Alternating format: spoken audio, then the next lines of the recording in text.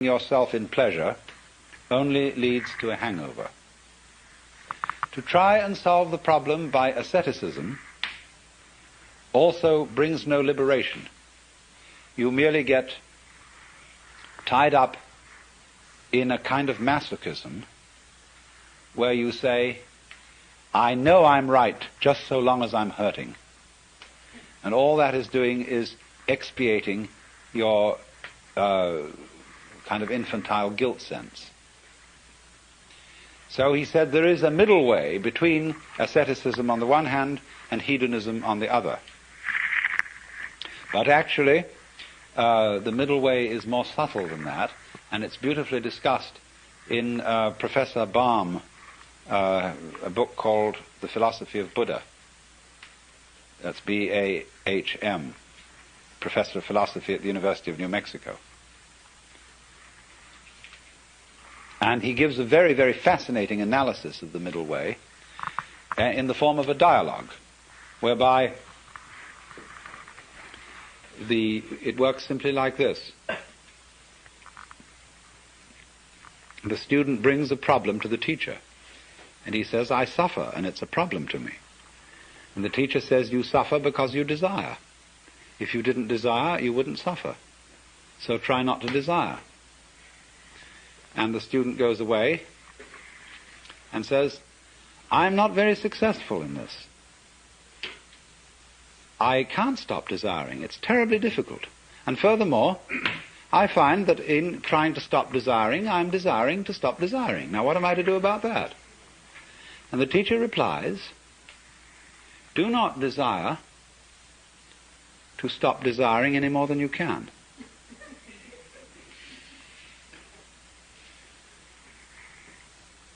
And so the student goes away and practices that. But he comes back to the teacher and said, I still find myself desiring excessively to stop desiring, and it doesn't work. So the teacher says, do not desire too much, not to desire, to stop desiring. Now, do you see what's happening? Step by step, almost like Achilles approaching the tortoise, the student is being brought together with himself to the point where he catches up with his own inner being and can accept it completely. And that is, you see, the most difficult thing to do, to accept oneself completely. Because the moment you can do that, you have, in effect, done psychologically what is the equivalent of saying in philosophical or theological terms, you, as you are now, are the Buddha, just as I was explaining a few minutes ago. That's unbelievable. Because we are always trying to get away from ourselves as we are now in one fashion or another. And it's only we will only stop doing that through a series of experiments in which we try resolutely to get away from ourselves as we are. So that is the middle way. But ordinarily, in these other ways, the way of the yogi, the fakir, and the monk, the individual makes a big thing out of the work of liberation, and especially likes the kind of teacher who will put him through the most severe paces. It's interesting how there arise from time to time schools in the West where someone comes along offering, people say, look, it's all very well to go to discussion groups and talk about these things, but that's not the real thing. What you need is really to get down and do some work. And often these teachers are very rude and very stern, but people love it. And such a person will always attract a great following. Because people get the feeling, now we're at serious business here. This is really something, you see. And this, you see, though, can be an awful problem. Let's suppose that you have some difficult and distressing habit, like drinking too much. And you're assured that once you've become the victim of this habit, it's an extraordinarily difficult thing to get rid of it, and it requires intense willpower. And so that kills you right off. You're a dead duck from then on. It's as if, you see, you had said to the devil one morning, look, I'm going to get rid of you. I'm not going to have anything to do with you anymore. So the devil, who is an archangel and is terribly clever, is all set for you. And because he knows that you are getting out of his way, he surrounds you with greater temptations than you ever imagined. If you are going to outwit the devil, it's terribly important that you don't give him any advance notice.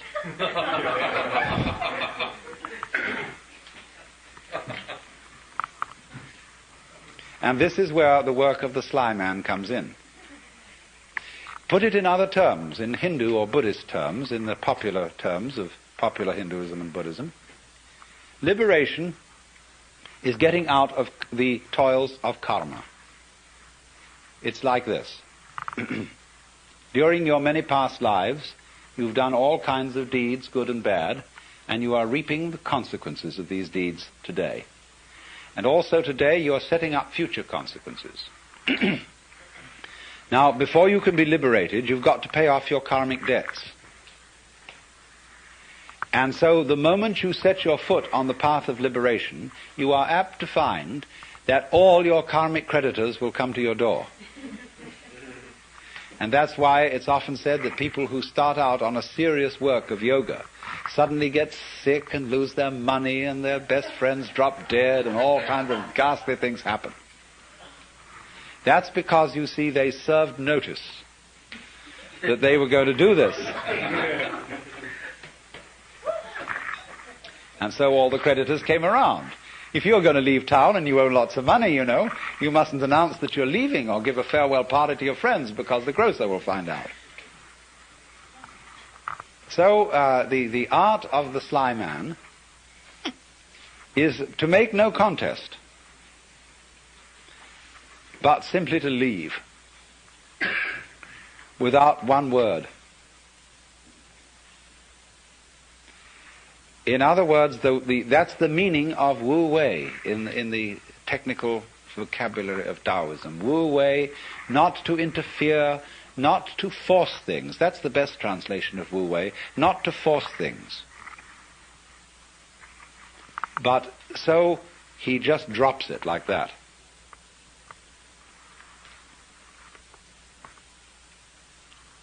But you're in this respect, you see, you're your own worst enemy. Because even if you serve notice privately on yourself that suddenly you're going to drop it all, already the devil knows. Because who do you think the devil is?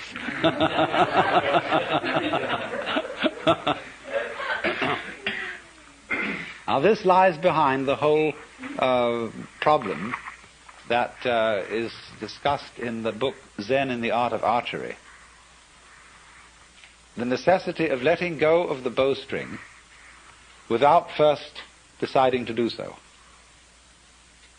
Another way of putting it is that the decision to release the bowstring and the action of doing so must be simultaneous.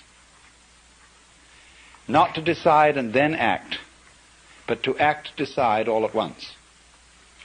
Now, why is this? If you are going to be an expert archer, you must shoot before you think, otherwise it'll be too late. You don't aim and then shoot. It's all one action. And this is true likewise of any sort of shooting, pistol shooting as well. That if you aim, if you decide and then fire, you're apt to do things like pulling the trigger instead of squeezing. All kinds of wrong things are done. And you're always a moment too late if you decide first. You have to act and decide simultaneously. So what does that do, you see? That puts up a very curious problem, which in its own turn becomes a bind. To try and act quickly enough so that you overtake the preliminary decision. To try not to decide first. And that is an impossible problem.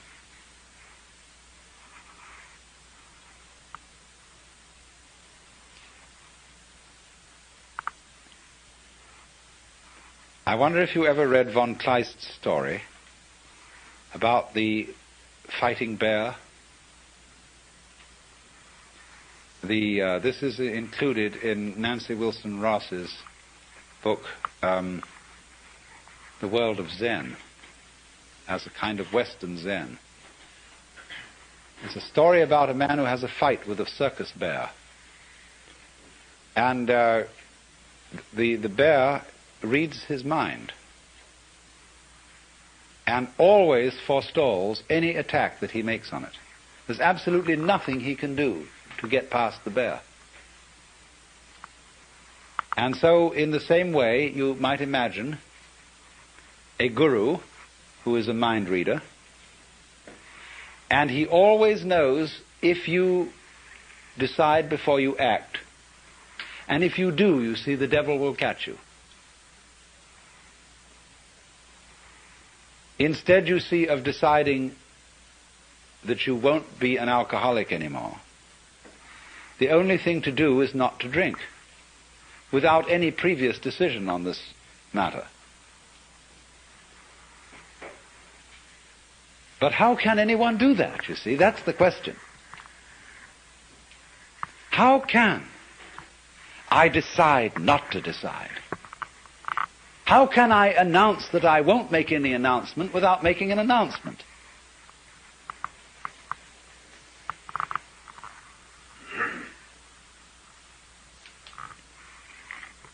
You see, there is no way out of that bind. Try as you may.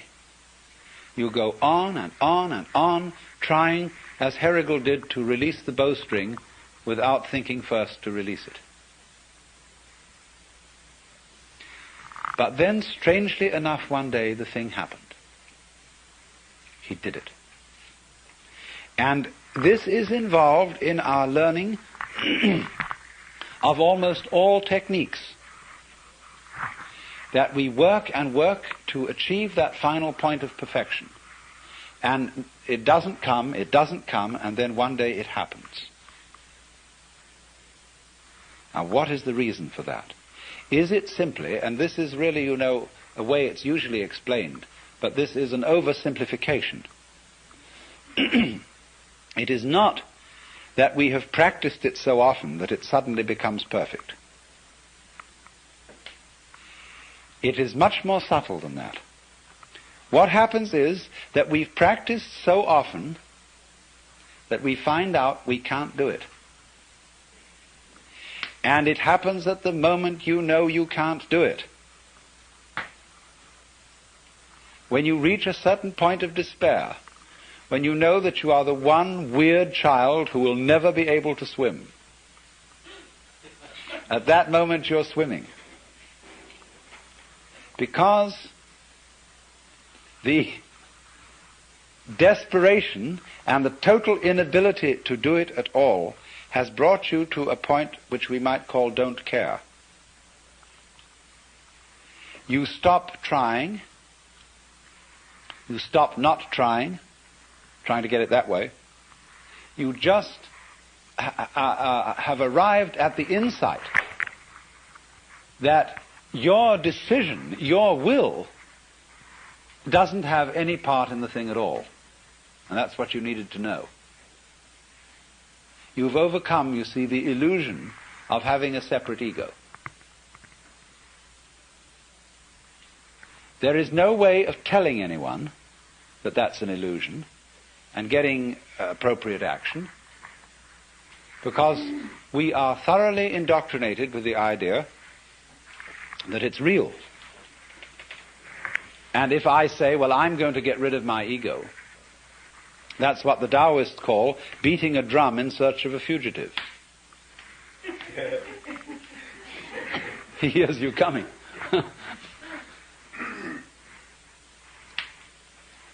So the ego,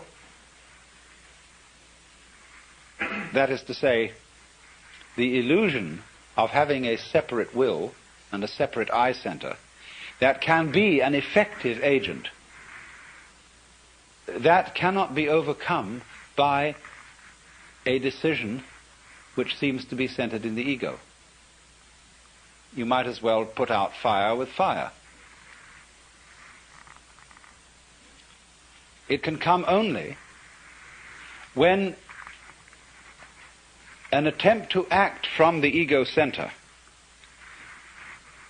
has been revealed to be completely futile. Then the thing happens, because you've really discovered that it was, after all, an illusion.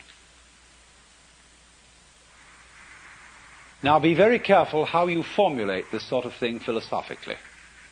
This could, of course, correspond to the kind of person who feels unafraid and who feels very free because he's a complete fatalist.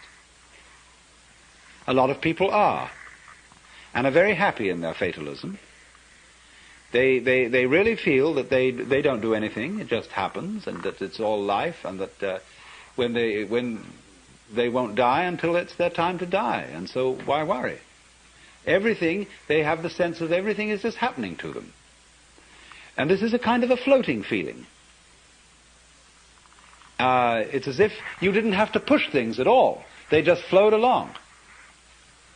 Well, now that state of affairs, that feeling of you don't have to push anything, it just floats along, is very similar to the experience I'm describing, if not the same thing. But this person has interpreted it as a fatalist in a rather passive way.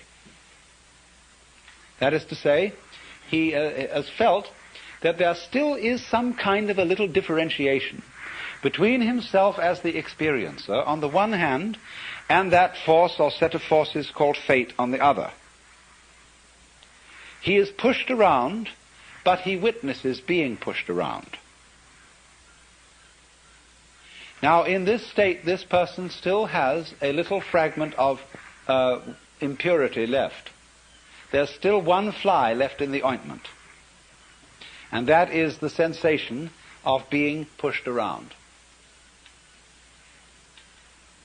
There is still a fundamental division between the knower and the known.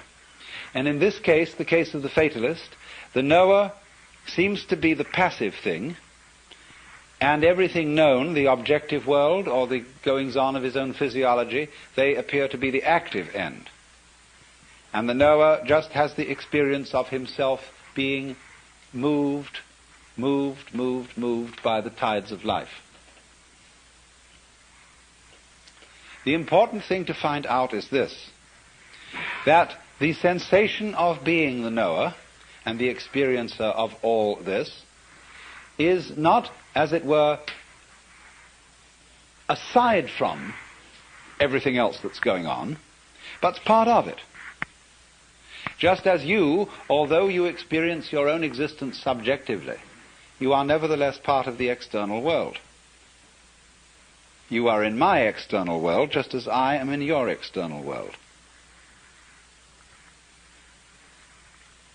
So in this way, the final barrier between the knower and the known is broken down.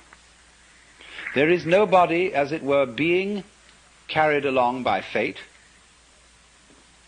There is just the process. And all that you are is part of the process. Then there is a curious flip. The individual who has always felt himself to be the tiny little thing on the end of the big determining process suddenly goes bloop. Have you watched sometimes a tiny little piece of mercury coming nearer and nearer to a large piece of mercury? The sudden moment when they touch each other and bloop, the little thing vanishes into the big one almost more dramatically than a drop into the ocean. In this case that I'm talking about, it isn't that the individual organism vanishes. The individual human being doesn't vanish. But he experiences no longer a passive relationship to the world.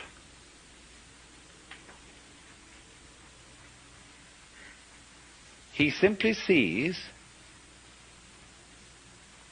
that all that he is and all that he ever was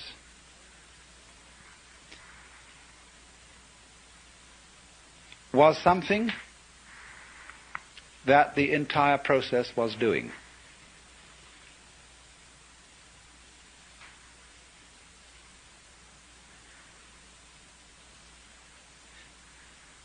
At the time, in other words, when he felt himself to be separate, he sees that that is in a certain way just what he should have felt,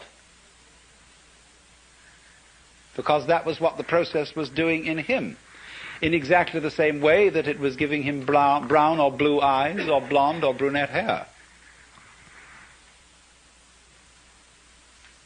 And that's going through the door and turning round and seeing there wasn't a door. Of finding that you aren't fated, that you're not trapped, because there's nobody in the trap, and it takes something trapped to make a trap.